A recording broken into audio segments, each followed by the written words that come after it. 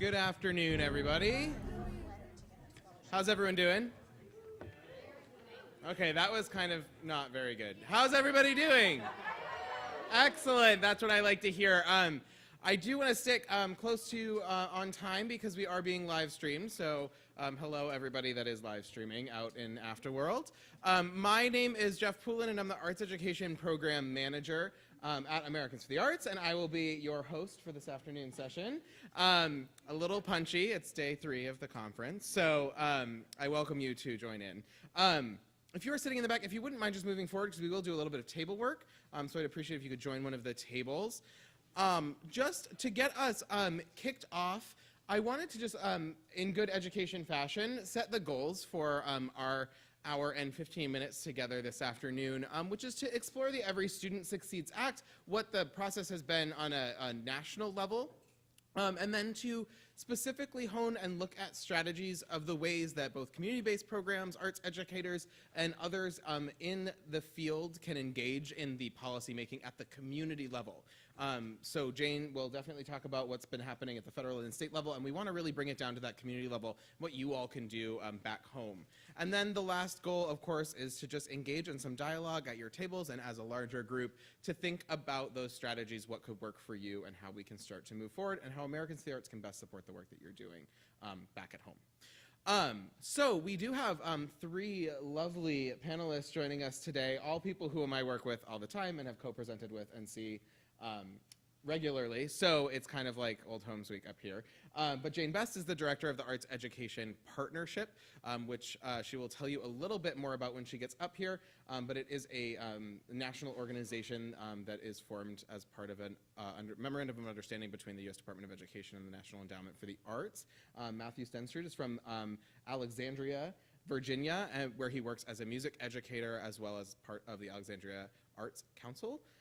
And Nancy Ng is from the Luna Dance Institute, which has been doing incredible work as a community-based partner working with schools, specifically in the dance world, and is a great policy mind. So we co-presented on something last fall, and it was fun. It was a good time. So without further ado, I want to turn it over to Jane to talk a little bit, but just before we do that, all 3 will speak, we will break into groups, and then we'll have a large discussion. That is the flow. So Jane, take it away. And this is the arrow that okay. All right. Hi, everybody. I commend you for 4:45. We stand between cocktail hours. So just with a quick show of hands, how many have heard of the Arts Education Partnership? Oh, you've made my life so easy. So that being said, one thing that you may not know is the Arts Education Partnership that represents over 100 organizations that care about the arts as part of a well-rounded education took a new home about 18 months ago. It used to be housed at the Council of Chief State School Officers in Washington, D.C., and now it is housed at the Education Commission of the States. And for those of you who don't know much about the Education Commission of the States, I encourage you to look at our website, ecS.org. Though the Arts Education Partnership is a center at Education Commission of the States, it houses and provides information to policymakers for everything from early childhood through access to college. And we are a nonpartisan policy organization, so our job is to provide policymakers with the best information possible to arm them to make informed decisions when they're crafting policy and creating the best opportunities for kids. So that being said, my job here is the short warm-up act, just to bring everybody in under the same umbrella of understanding where we are with the Every Student Succeeds Act, okay?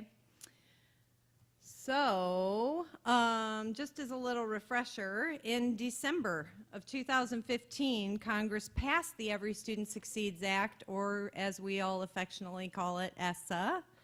And the exciting part for that, as exciting as federal law can be, is the states were given increased flexibility to meet the needs of students. And I'll talk a little bit more about what that is. But the flexibility allowed leaders to find innovative solutions to ensuring that all children have the opportunity for a well-rounded education. And the exciting part of that was that arts was articulated within the law, okay? Now, one thing I want to stress, because I told Jeff that we don't have enough time to get deeply in the weeds on ESSA and the opportunities for arts and education, but I encourage you to go to the Arts Education Partnership, aep-arts.org, and download a document that is now expanded into 34 pages, okay? And it's called Mapping Opportunities for the Arts. And what we do is we have an ESSA working group, of which many of the partner organizations are active participants and contribute to the writing of chapters that contribute to this document called Mapping Opportunities for the Arts. And the chapters are rolled out about quarterly. Okay, the first chapter was on Title I. There's a chapter on accountability, on assessment, on the state plans, on stakeholder engagement, on well-rounded education, and just recently, last week, Tiers of Evidence was released. And it's just an ongoing chapter populating document. So if you downloaded Mapping Opportunities for the Arts a couple months ago and you're looking at me like, no, that document is not 34 pages, it's because it was 20 a couple months ago and we just keep adding more chapters, okay? That being said, let's just talk about the highlights for arts and education. And as I said, you can find a lot more particulars and a deeper dive into this if you go to our website. But the highlights are, within ESSA, new and clear intent to support the arts, replacing core academic subject language from NCLB to the language called well-rounded education. Okay, and with respect to opportunities for the arts, we found them in Title I, which of course is disadvantaged students, Title II, professional development, and Title IV. And of course Title IV is the academic enrichment area where you find college and career readiness and STEM and safe and healthy schools and 21st century learning communities and so on. So within the law, there's also a lot of encouragement for arts integration across subjects, including STEM. And finally, protection from pullouts. So there is articulation around not pulling kids out of their arts classes in order to provide them remediation and other aspects of their academic experience. So, is this upward? It knocked over on me, sorry. Okay, so back in late April, 12 states submitted some state plans. So there is a great document on our website that is authored by Lynn Tuttle. She also wrote a blog post that was just put out a week ago. You'll find it on the AEP website and the ECS website, that highlights what those state plans look like and what was found with the arts, that you can read the entire article, but I've kind of simplified it for you here. And what we found within the 12 state plans that were submitted on April 27th were that 60% of the submitted plans addressed access and participation rates to arts education as part of state accountability and/or reporting systems. And what I have for you on this slide are the states that did that, okay? And then 70% submitted plans addressing the arts as part of a well-rounded education. 38% of states called out arts education within their after-school or 21st century learning community center programs. And lastly, states included mention of arts education in other areas of ESSA plans, including school improvement, PD, and support for homeless children and youth, okay? So since creating this slide and submitting it to Jeff, I'll also add that you might have caught wind of a recent Education Week article where they have documented that the department just last week wrote to the states of Delaware, Nevada, and New Mexico. Is anybody in the room from any of those states? Okay, those folks have gotten questions back already from the department where they're asked for example, Delaware's been asked to resubmit, and there are some queries in terms of their early April submission. The next submission time, for those of you who are from states other than those 12 and DC that submitted, will be September 18th. And so we're anxiously hearing and getting information from people who are in states, maybe probably from some of you that are in the throes of contributing and asking questions and putting together your plans for September. So I'm just going to end with a couple more slides where I point you to what we believe are great resources that might help you as you're championing arts in your states. As I mentioned, the mapping opportunities for the arts you can find on our website, as well as our home at Education Commission of the States. Another one that just gives some short snapshots, it's a really quick, crisp primer, is called Preparing Students for the Next America, and it's got some great talking points in it around the importance and the impact the arts have on kids. As I mentioned, we deal with education stakeholders from governors to state legislators, school board members, so we're constantly trying to create short snapshots that provide meaningful information to policymakers so they pay attention to it. We also have a document that was released in the spring called Art Scan at a Glance. If you're wondering what your state policies articulate or what your neighboring states or states that you envy, please take a look at Art Scan at a Glance, and it will tell you where the arts stand in your state policy. We have two searchable databases. Art Scan is a searchable database for state policy of all 50 states and DC. And Arts EdSearch is a rigorous repository of all the good education research that takes place on why arts matter in kids' lives. Lastly, if you are not already a subscriber, we put out the Arts Ed Digest 2 times a month, and we've got a circulation of 6,000. We hope that you will subscribe as well. And if you have things and content that you would like to go in the digest, please feel free to reach out to me or anybody on my staff, and you can find me here. And without anything else, I'll pass it over to Matthew.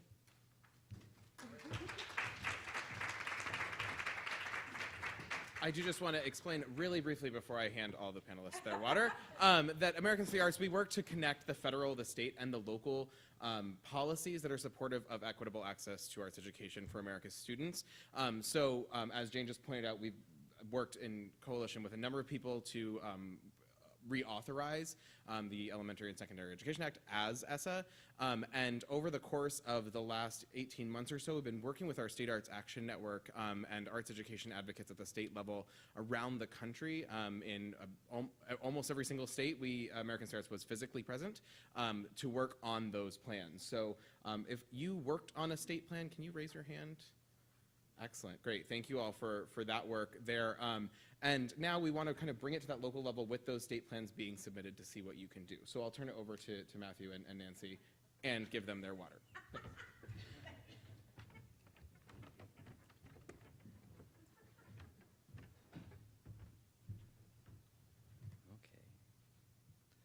I read Mapping Opportunities for the Arts with my breakfast this morning, so it was great. Thank you, Jane. It was an exciting read, so you should definitely take a moment to look through it. It's actually quite impactful, and it has a lot of strategies for arts educators to use, so definitely take a look at it. And thank you, Jane. Hi, everyone. My name is Matthew Stensrud. I am an elementary music teacher as well as chair of Alexandria's Commission for the Arts. So I have a unique lens to see the perspective both as an educator in a Title I public school, as well as the public side of things, working or volunteering my time for the city on implementing public art and access to education for the arts. And arts educators can make a substantial and meaningful impact on the implementation of ESSA on the local level, and that's important for us to remember. So, what does ESSA mean for us on the local level? First of all, happy summer. I found this meme and I thought I had to share it. I'm definitely not doing that right now, as you can see, even though I have one more week of school left, so that's why I'll be back on Monday. But summer is a really exciting time, not just because it's a break, but because it's where teachers get a lot of things done. We're not actually doing most of our time relaxing, we might be lesson planning, but it's also a great time to get involved on the local level, whether it's in your school, your district, or your community. Because as you might know, if you're an educator or if you work with educators, the school year is often very stressful. So this is a little bit of a reprieve, but a chance to actually dive in really deep into how we can make an impact in our school with our administrators, in our community with arts leaders, or at the district level. Last summer, I had the opportunity to work at the Education Trust, which is a nonprofit that fights for equity in education for students in poverty and students of color. And that was an exciting opportunity to learn more about their work and to learn more about communications and policy. The benefit about living in the DC area as well is that I've been able to visit the US Department of Education twice. Once with Jeff with Americans for the Arts. The second time, I put together a group of 15 educators at my school, and we visited the department and got to not just get a tour, but talk a little bit about Title II and how professional development impacts teachers, and actually kind of share that on the federal level. And those things happen because of summer, because teachers then have a chance to take a little opportunity to learn more about education and to learn more about policy. So take the next 2 months if you're a teacher and dive into mapping opportunities for the arts and whatnot and get started on it. So let's talk a little bit about how we can move from the federal level and from the state level, like Jane just talked about, but into our communities. Because this is the time to make that happen. State implementation is in the process. States have submitted their plans, 12 states have. The rest will be submitting them in September. So this is the chance that we have. It really is impacting us now. I can't stress that enough. This summer is when we can make this happen. You'll notice here, we've talked a little bit about federal and state, but there are 3 specific areas that you can make a bigger impact on the local level. That's a little bit easier if you're just starting to get your feet wet with policy. So how can we make that happen? I thought what would be most impactful is if I tried to pass out a couple strategies that have worked for me, or some ideas that we can use both at our schools, or at our districts, or within our communities. The thing it's important to know is that district leaders and administrative leaders in our schools aren't going to choose for the arts for themselves. They're focused on passing SOLs, our standards of learning tests in Virginia, and that's where my administrators come from. So I need to be reminding them constantly that ESSA also talks about the arts, and a well-rounded education talks about the arts, and that's really important to remember. So what can we do at our school? Here are a few strategies to take away. First is strengthen numbers. The development of a fine arts team might seem like a simple goal to have, but it's not just music, it's visual art. It's what's happening perhaps even in library or technology classes that are incorporating STEM. That is essential, and an administrator realizes that perspective when you not just have a music teacher in a school, but you have a team, and that team needs to meet regularly, and that team needs to have goals. So how can you set aside that time? Additionally, the school-wide improvement planning group is a group that meets in a Title I school like mine, where about 80% of my students receive free or reduced lunches. If you're a school that's below 40%, then you're a targeted assistance school, and there's targeted programs that are within Title I. Each of those have plans that they work on over the summer. Most of them don't have arts teachers on them. But if you take a moment to ask your administrator about it, after a couple years at my school, I was able to get an arts educator on our planning group. So then the summer was spent creating goals, which then lead to the funding that we use for Title I that is impacted then by the arts. Additionally, if you're an arts educator, you often know that you go to staff meetings, and they might be talking about literacy, which is important, but it might not have much to do with what's happening in your classroom. What you can do at that time then is talk to your administrators about getting content-specific professional development. In that case, for me, it was myself offering to do a PD for our fine arts team. That way, we're actually getting targeted benefits for our professional development and for our learning, because Title II talks a lot about that PD, and states are passing that money down to the districts. So when they're bringing in someone to talk about literacy or talking about mathematics or talking about science, they can also delegate some of that funds to providing a professional development for arts educators, maybe getting a music educator in there. Additionally, there's lots of after-school programming. Jane talked about it briefly in her presentation that's happening in our schools. And ESSA specifically states that that can include arts education programming. This is a xylophone club of mine performing at one of our concerts. And that happens, or a yoga group that I had for boys in 5th grade that were struggling with their behavior in the classroom. That happened before school, but these were targeted programs that I was able to put together because of these funds. But it wasn't because my administrator talked to me about them. It was because I went with this idea to my administration and pushed them on it a number of times. And that's why I wanted to mention, never stop asking questions of your administrators. Remind them that you're there and push them on why the arts is important. I wanted to put this slide in here because I think as an arts educator, we often forget that we can be a teacher leader in our building. At my school, I had the opportunity to be a lead mentor for a number of years, where I'm providing mentorship opportunities like we talked about if you were here in the previous session about emerging leaders, not just to arts teachers, but to teachers throughout the building. ESSA talks a lot about arts integration and how regular classroom teachers can receive professional development on integrating the arts, and that can be funds that are provided by Title II as well. So what can we do to implement that? It's by coming up with ideas and providing them to our administrators. And you know, my teachers had so much fun when we were in a circle dancing than they were when they were having a mathematics talk at them, perhaps, for an hour. And they took away those ideas that they then use in their classroom. They're then integrating arts into their classroom.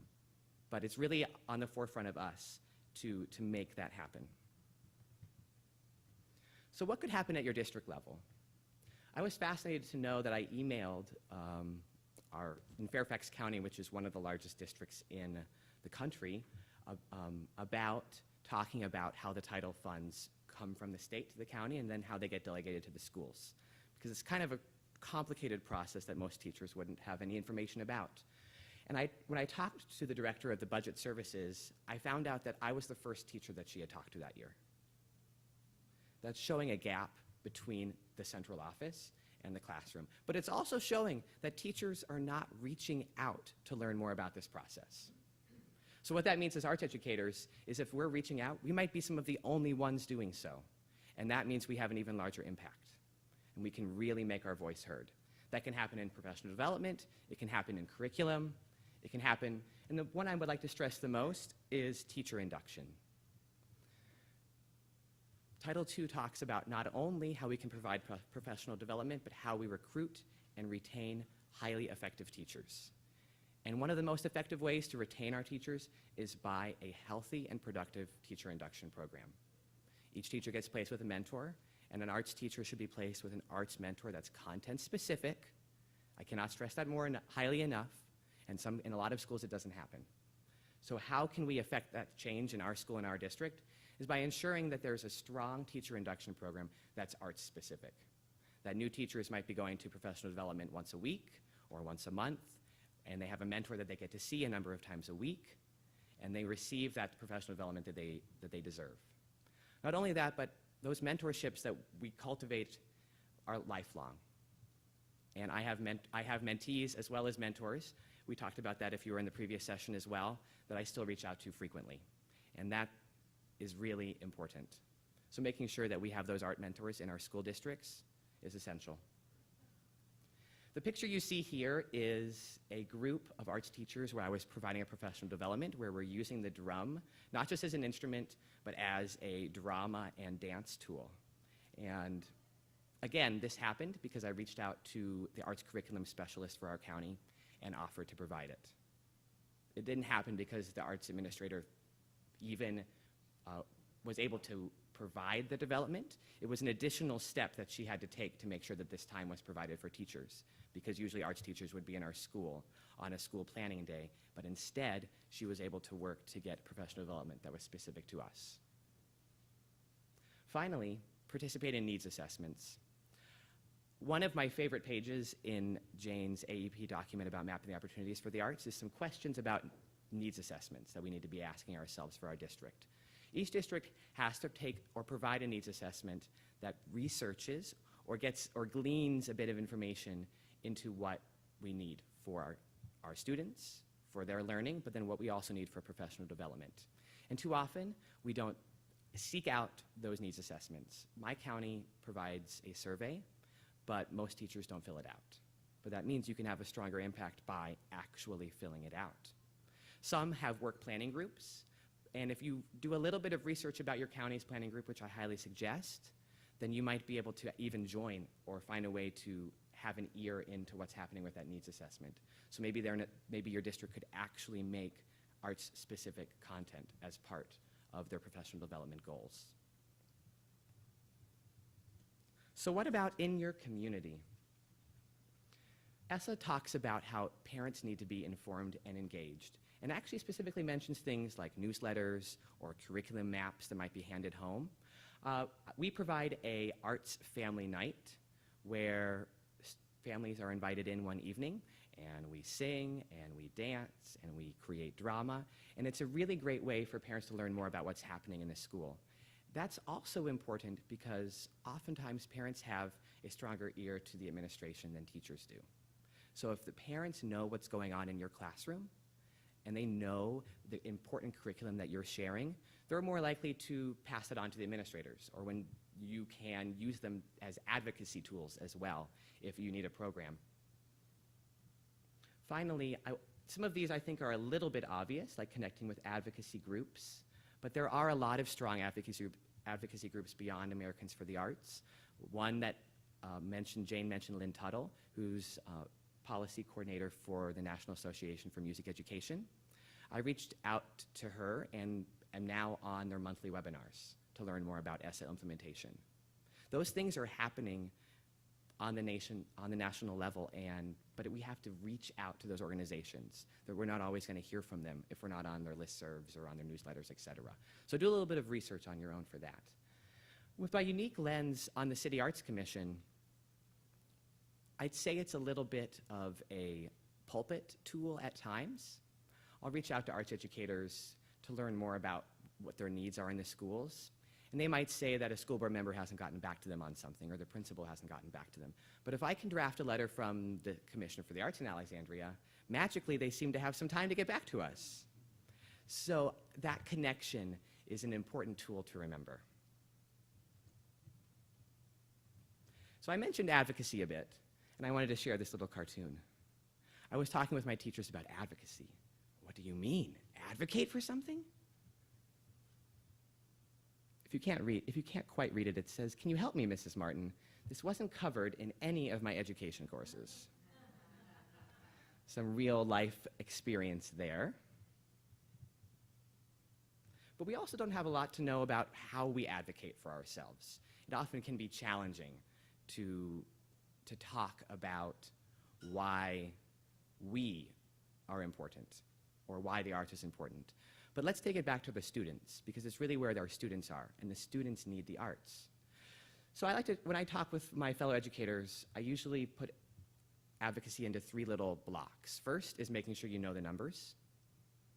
Next is finding common ground with fellow people that you might not normally seek that common ground with. So maybe it's a classroom teacher in your school. Maybe it's a business person in your community. Those people are impacted by the arts. I found a teacher in my school that was a really great advocate, and it was because that one time we had a conversation about how she was in her local community chorus. So I went to that concert, got to see her sing, which was exciting, but then we started cultivating a relationship that went back into our school and into our district. That's an important tool to remember. Finally, when we lobby, whether it's with our principal or whether it's with someone in the community, like a city council member or a school board member, making sure that you have a good story to tell. I know there was a session today on telling your story. Maybe you were able to make it to it. But having that quick story that talks about a specific student and how their life is impacted when that boy went to the yoga class and was never able to successfully make it through an assessment because he would goof off. But because he had that meditation time with me for an hour in the morning, he then went to take the standardized test and was able to complete it successfully. That's an important story to tell, isn't it? So when you make that impact, when you tell that story to your administrator, it's probably going to blow their mind. But then you can use it to your advantage. So, finally, you have that ask, right? What specifically do you want from your administrator or from an arts leader or from this business person? It's really important, and I can't stress that enough, to be really specific about this. They'll always say yes to general asks. That sounds great, I want more arts in this school. But what exactly do you need? How much time does it take? How much money? How much funds? Do you need a substitute teacher? These specific things, I always make sure I have lined up very precisely and then bring it back to why this is important for the students. So thinking back to summer, now that it's here, or almost, what can we do in our school, within our district, and in our community? And I'm looking forward to sharing or learning some ideas from you during our breakout sessions in a bit. So, thank you.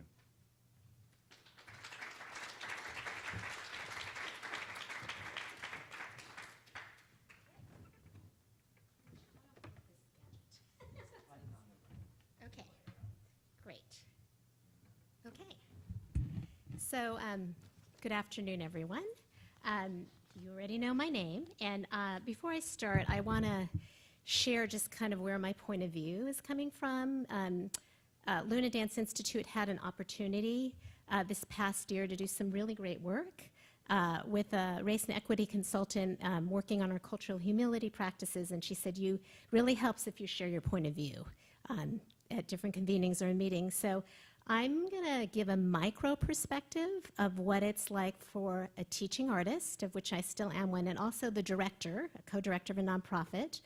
And also from the point of view of someone who was inspired because of Title I, and that's what I'm going to focus on, to actually join a policy and advocacy board, the California Alliance for Arts Education, that has done a lot of work around Title I California, and that'll be kind of woven into this conversation.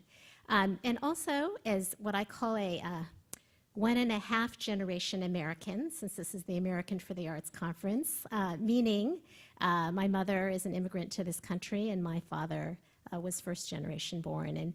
And it's really led me along a pathway as someone who's now in a leadership position to really think about policy and practice and what's the connection, and that's been an inquiry for me.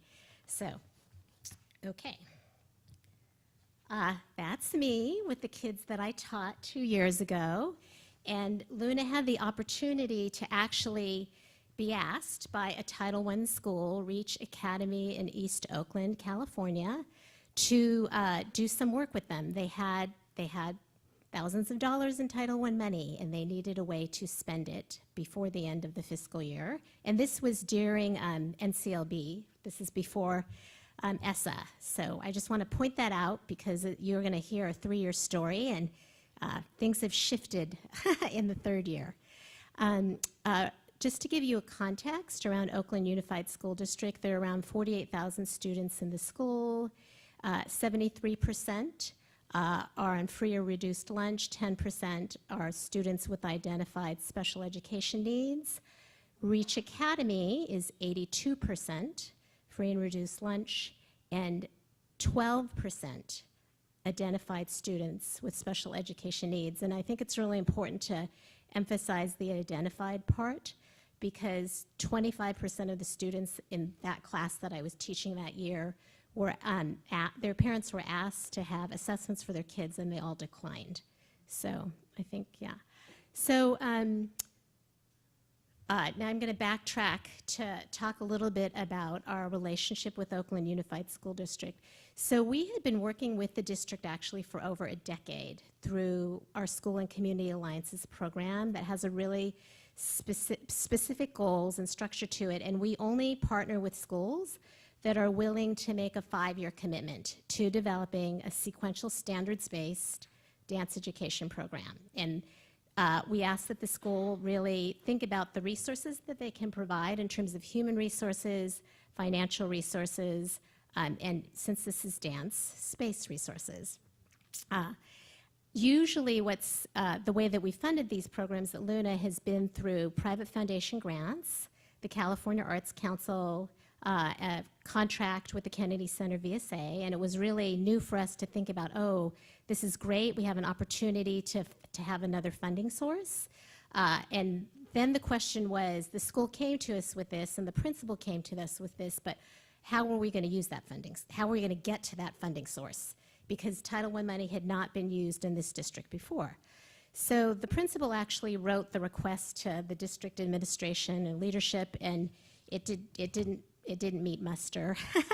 He was declined, and then we went to work with the California Alliance for Arts Education that really helped the principal craft it, and it was approved. Yay.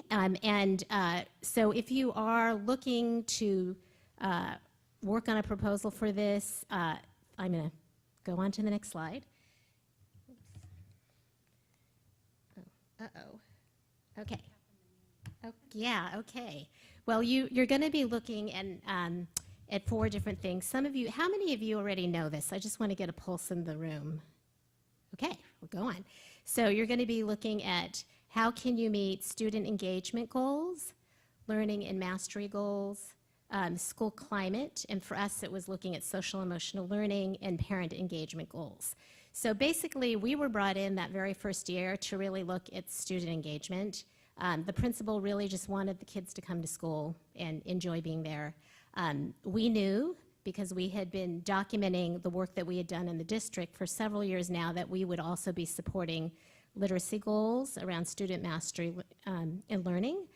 And I decided to place myself in that program that first year as a teaching artist, because we were using Title I money. I wanted to see what would happen. It is what I would call a high-stress district and high-stress school, and my definition for that is superintendent and principal and teacher turnover at a very frequent rate, and families who face challenges socioeconomically and within their family relationships. So I'll just use that as my definition. And going in for the first few weeks, I thought, well, it'd be interesting to do, we do assessment at Luna, that's teacher surveys, classroom teacher and teaching artist surveys that are completed every three times a year, and that are written by our director of teaching learning. They're not the same survey. We're not asking the same questions each time. We have year-end and mid-focus groups, and we also, I also decided I was going to do a teacher reflection journal with e-journal with my classroom teacher, because she was really interested in robotics, actually, in science, and was an email kind of a person, so I knew that that would work in terms of relating to her, and I made entries into that every week. She maybe did every 3 weeks, and then I also did a pre, mid, and post video. And my thinking behind all of that wasn't really, I wasn't looking at student learning and mastery or literacy goals per se. I just wanted to document what was happening and see what I could glean from that information. So teaching artists, as an artist inquirer or in terms of action research, just to take a little look at what was happening. So the first outcome that we noticed that was, it was just shocking to me, was the teacher came to me when we were having our meeting, and she said, wow, one of the things that this dance class is doing is these kids are actually learning how to play. They did not know how to play. They would go out into recess and just stand around and not even interact or engage with each other. And I was kind of shocked. I was like, what do you mean these kids don't know how to play? And the educator part of me was like, oh my God, this is terrible, because the early education research and play literature really shows that play is necessary for social relationships, for language development. and she said, well, now they're like dancing with each other or they're talking about dance, they're using some of the dance vocabulary. I'm like, okay, great. Well, definitely before we can get to student learning and mastery, I think the kids are going to have to play. And definitely, I think that's going to support school climate. They could actually relate to each other in that way. So the year progressed. It was a challenging year for me, and I want to just say, as someone who considers herself a veteran teaching artist, that was a really hard year.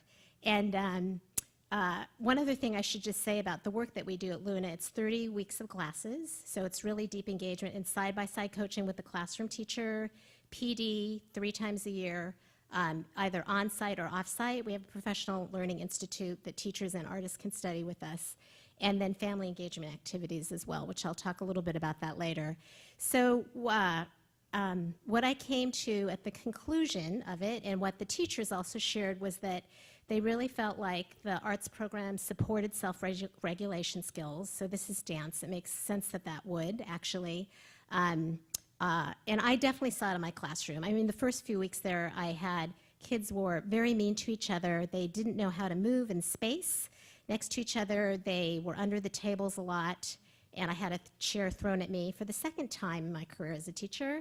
And the length of time between kind of engagement, like listening to my instructions, because I could document this through looking at the videos, went from 10 minutes to get the class to pay attention and transition to the next activity to 30 seconds during the course of the year, which for me was, we both really felt like that was a huge accomplishment. Okay, so year one happened. You know, it was, we worked in we were in a few classrooms, 3rd through 5th grade classrooms. There were other teaching artist colleagues with me, and we were really excited to move into year 2, our 15-16 year. We still have the Title I money, and we have a new principal. And the teacher on special assignment that brought us into the school is transitioning out. So, and we had new teaching artists at Luna. So year 2 was really about, for us, just acclimating to a new administration. There was a really high teacher turnover rate in the 3rd through 5th grades. So we knew that there was an interest now. They brought in a restorative justice teacher, so we were really now looking at social emotional learning goals and what that would mean. So I'm going to fast forward now to year 3, because I want to get to the rest of this presentation. 16, 17, we decided now to actually build a program from the K through 2 to work up and take a look at how would this maybe support social emotional learning. And unfortunately, the TSA that brought us in did really leave. But thankfully, the new TSA, and I think Matthew was talking about how important it is to get teachers engaged, was the classroom teacher that we worked with in the very first year. He was still there and championing the dance program, and it's really thanks to him that in that principal transition, we could really keep things going at the school site. So I went back to the principal in May, and it was hard to get a meeting with her, as those of you who are community arts providers might know. And she shared that she really did feel, the 1st and 2nd grade teachers really did talk about the fact that they felt like academically their students were doing better in the last couple of years. And the principal felt like she really did want to attribute that to the dance program, but I can't say that we measured it like solidly in that way because we didn't have a control group. And the therapist shared with me that during the family literacy night, we also do family dance programs, so we had our family dance program come in for the family literacy night. She was like, we want you to come in more for our literacy nights or to do other family engagement, because she could really see in terms of family relationships how that was really supporting the kids. So we are now looking into our 17-18 year, and unfortunately, it's not looking great to use the Title I funds. We now have a superintendent transition in Oakland Unified School District, though my fingers are crossed because she is the daughter of a principal that was the very first school that we ever worked with in the district. So on my to-do list when I get back is to have a coffee date with that principal. She's retired, but we still keep in touch with her. What we're struggling with now, frankly, from the principal standpoint, is she is getting more than $130,000 less in her site budget to fund things. And she now also has to fund 4 teaching positions that used to be funded by the district. And that's really where it's at for her. So that's a big budget shift, and I totally, hear where she's coming from. And I think that leads me to the next part of where I'm strategizing to go next in terms of what does this mean. So we've always had a really strong relationship with the Oakland VAPA coordinator.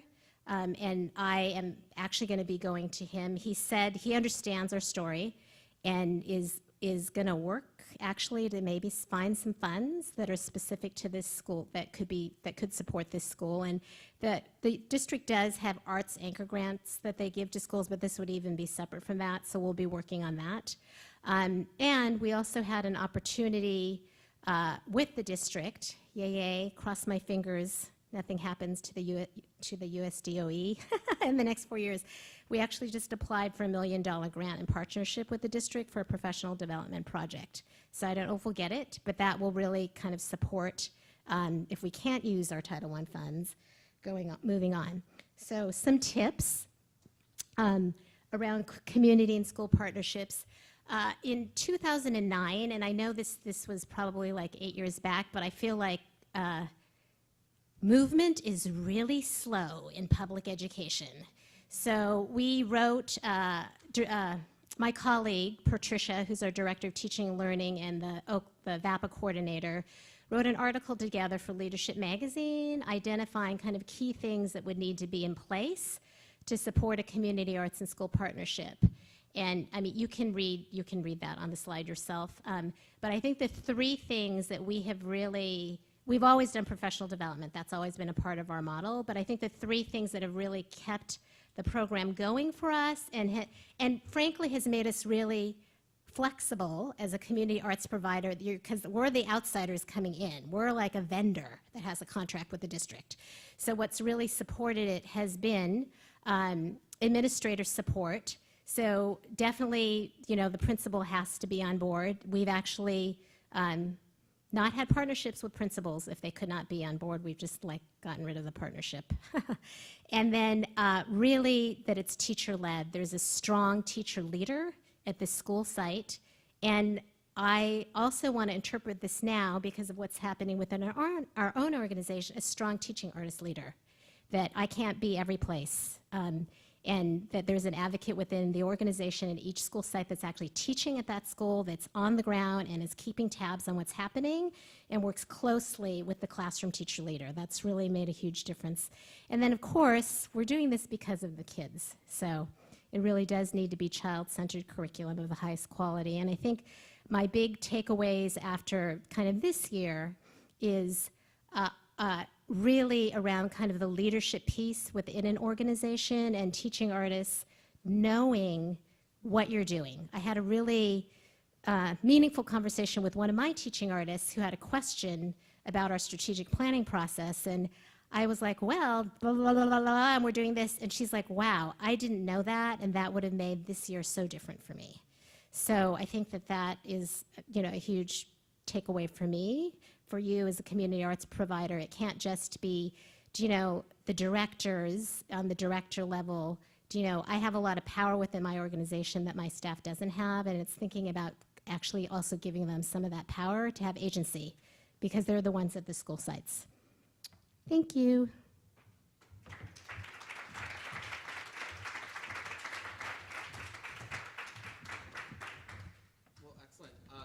Thank you all so much for your presentations, all of your tips. This is the point when we transition to start talking together. So if you could, by a show of hands, please identify if you are an educator yourself, a teaching artist, an arts educator, a certified arts educator, or otherwise. By a show of hands, please identify if you are with a community-based organization, an out-of-school time provider, or another nonprofit that's not a school. Okay, and raise your hand if you are kind of a policy thinker, advocate type person that is not a teacher or a community partner. Okay, so what I think we might do is break into those three groups. If you raise your hand for two, please pick one. If we could have the educators on that side of the room, maybe those two tables, the community partners in the center, and then the folks that are kind of the policy wonks and policy nerds like me, if you could come over here, that would be great. And we're gonna have some conversations, and once we move, I will give you the first question. So ready, go.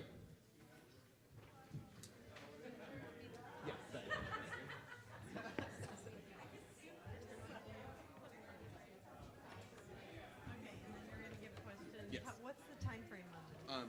Two questions, and then share out. And yeah.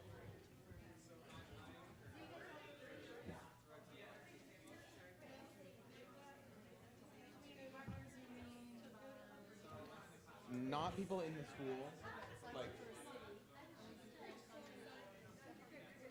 Sure, yeah, that's actually, I think that perspective is totally relevant. Whichever you or I do. I'm not going to the time.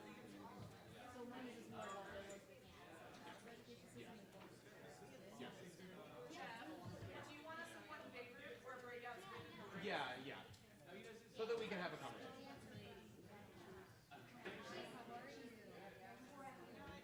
All right, we appear to be pretty settled.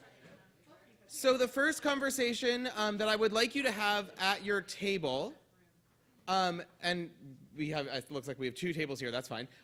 Please, with your peers, just discuss what you know or what you maybe just learned about the Every Student Succeeds Act, what you think might need to be learned or taught, maybe by you, within your job with the folks that you work with, and how you might go about doing that. 5 minutes.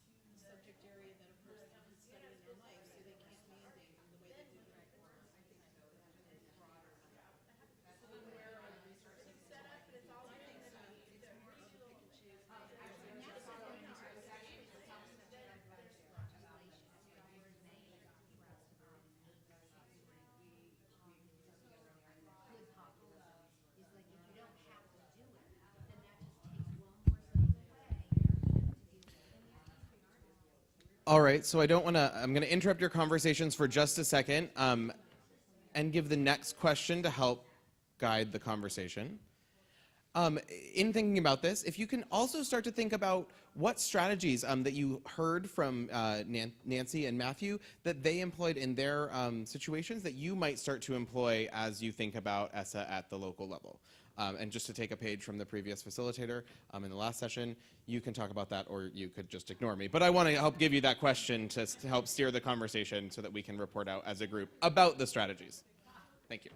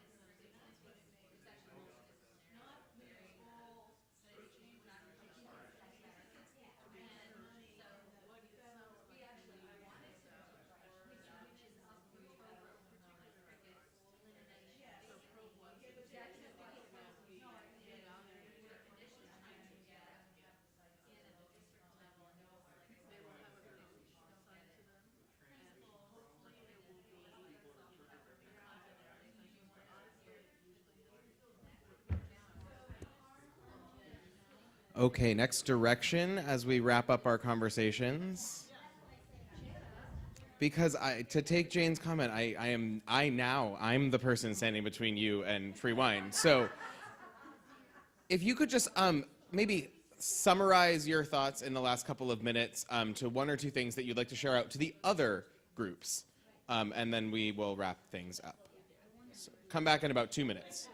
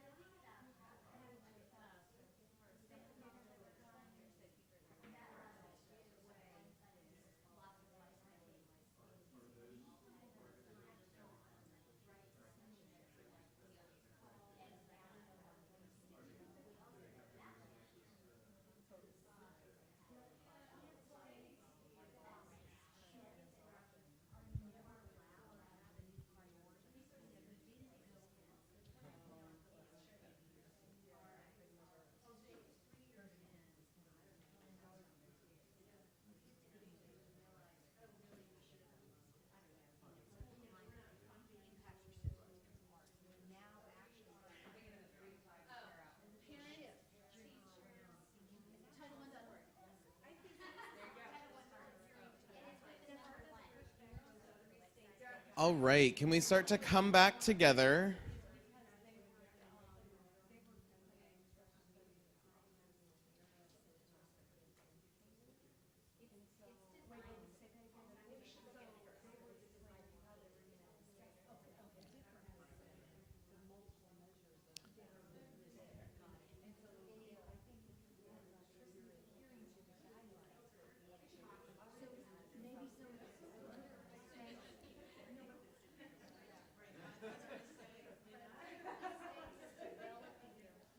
Okay, let's bring those conversations to a close. I appreciate that we're all super chatty, but I will give you a nice place to carry on these conversations after the session ends. But I want to keep on time. The former stage manager in me is coming out. Can we just go around to each group, and if there's one person that might take the microphone and just share out really briefly from each group. Can I start with you guys over here, the policy wonks? I'll start and just say that it was observed at our table that there are 4 left-handed people and 4 right-handed people.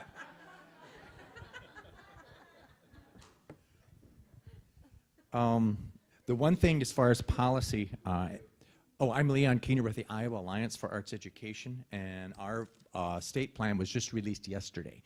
And so I haven't had a chance to read it. In fact, I found out it was as I was flying here yesterday, so I haven't gotten the plan read.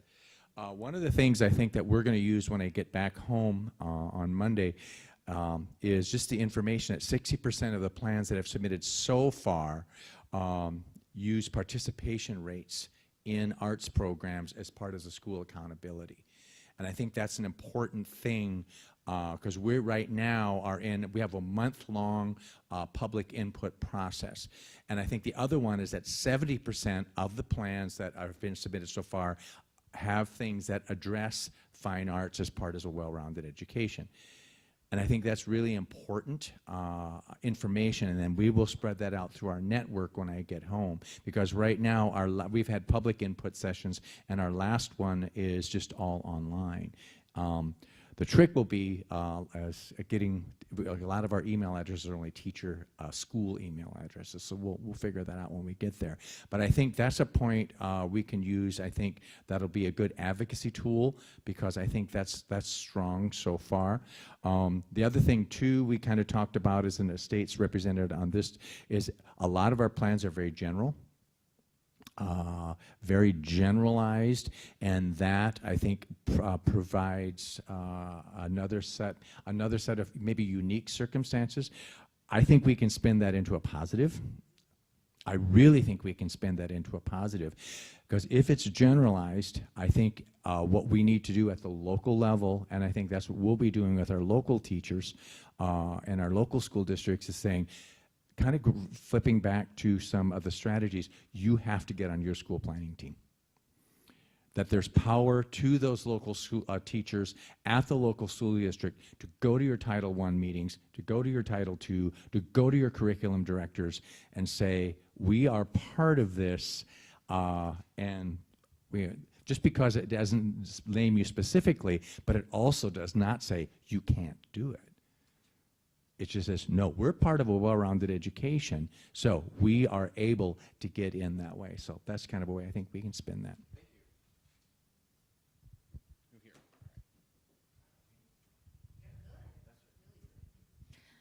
Okay, so at our table, I'm Margaret Weisbrod Morris, by the way. I am from the Lawrence Arts Center in Lawrence, Kansas. I'm also on the Arts Education Council for AFTA. So at our table, we kind of got caught up a little bit for extra time, Mr. Stage Manager, about talking about the disconnect that we've experienced at the local level, where, you know, as community, working in the community, and, you know, we go to conferences, there's great resources through AFTA, through alliances, so we know about it, but then when we go and try to connect at the district level, it's like crickets, you know? And so there's a real disconnect between what we know and what in the community we're trying to do and what the district level knows about the resources available. So one of the strategies we talked about doing is connecting individually with teachers has been really effective. Just really saying, hey, we have this, we can come in, we can do this, do you want to use it?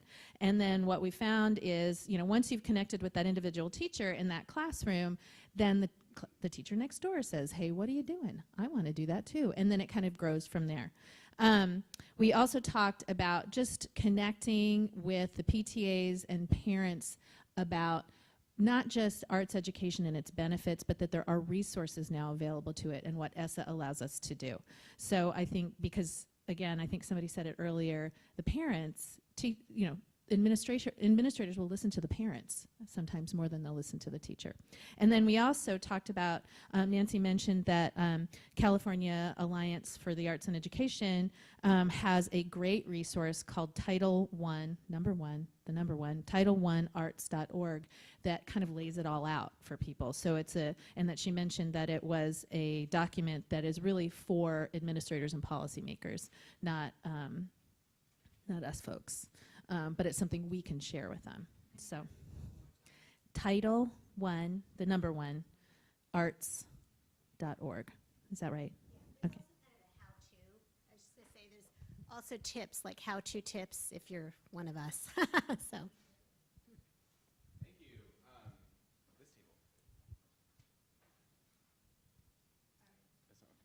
This table.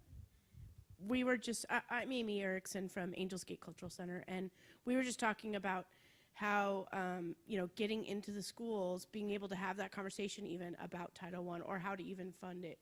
Because often we're calling and saying, we have a completely subsidized program for you, and we can't even get a phone call back from the principal. So how do we, you know, get that next step of having that conversation? So we were talking about some strategies about how to talk. And here in California, we also have local control funding, and I don't know that's in every state, but that really does then change how that conversation can be had in a smaller way. For me, it's still in a large way because at LAUSD, local control funding, that district is still larger than most everybody else's districts, right? So being able to share the resources that we can use to have those conversations, but also think about monetizing your program in a different way, that it's not always just through Title I. There was some conversation here about, going to the PTAs, going to those organizations, and also going to schools and having them funded. If they're a STEAM school, a lot of schools are being titled as STEAM schools. They can use all kinds of different funding that they have to do that. It's just about making sure that you're a priority, or that the arts are a priority with them. Did I miss anything? Thank you. And teachers, last but not least.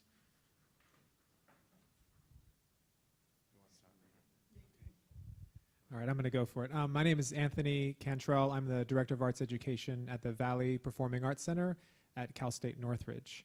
And what we spoke about several things, and I think what we spent more of the time on is identifying what the challenges are, and not that we had necessarily all the answers. And some of the challenges we came up is the idea at the school level there might be enthusiasm for PDs on all subjects except the arts, and that there's a harder sell to maybe administrators to offer PD in the arts, and so that becomes a big challenge, or getting other teachers excited about doing an arts-led PD.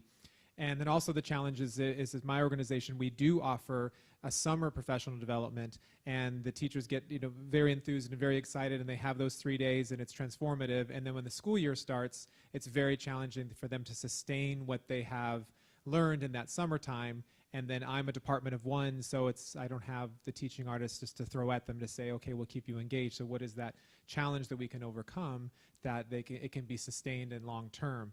And there was also some speaking about some teaching artists that have content-specific learning where the teacher may or may not be engaged in the lesson. And if we're trying to spread the idea that the arts are valuable, and you have a teacher that has a laptop open and grading papers while you're offering as a teaching artist the lesson, that maybe say a lot about the value of arts on that particular campus. So those are just some, like I said, challenges that we identified, and we look forward to hearing the answer to all of those challenges from you in the next maybe half hour, so that we can go back and feel like, oh, see, we came to the conference and we solved all of our problems. Thank you. So I am fully cognizant that it is 5:59, so we have 60 seconds left. But I just want to say thank you to everybody, and can we get a round of applause for our panelists?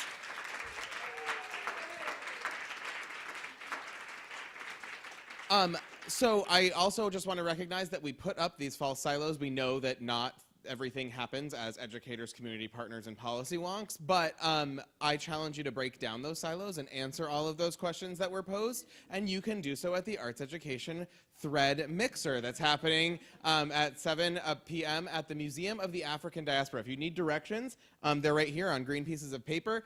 It's an 11-minute walk. It's like 4.5 San Francisco blocks. So please feel free to join us. Free beer and wine, snacks, and it's kind of like the pre-party before the members reception, which is back here. So thank you all so much for joining us here today. Have no doubt that Americans for the Arts is committed to see the full implementation of the Every Student Succeeds Act, and we will continue to work on it, and thank you for your work on it so far. Have a great evening. Thank you all very much.